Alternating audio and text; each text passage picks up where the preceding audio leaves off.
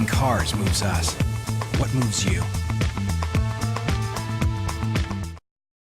Ever since we started working, all we do is answer phone. People want to know whether their names are on the list, when can they have their checks, and all the stuff, how they're excited to get their checks. Treasurer of Guam, Rose Farron, says the checks are in the mail. Yesterday, the hardworking staff at the Department of Administration pulled together and spent the last 2 days stuffing income tax refund checks for tax year 2012 into envelopes.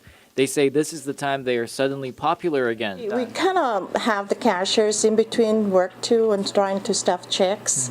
I would like to have as much as we can to help get these checks out. Governor Eddie Calvo on Monday ordered the release of another $20 million in refunds. Farron mentions nearly 7,000 checks have been printed and mailed, which covers all Status A refunds filed between February 13th through the 22nd.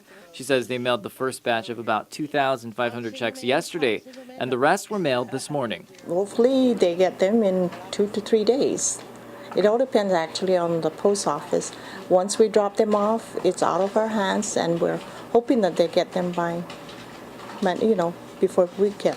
This will bring the total of refunds paid to $70.5 million since fiscal year 2013 began. Meanwhile, unclaimed checks dating all the way back to 2009 can be picked up at the DOA building. The Division of Accounts is handling check distribution and processing dates for the first list of last names beginning with A through F. This will happen until the end of the week before the next list of unclaimed checks will be released.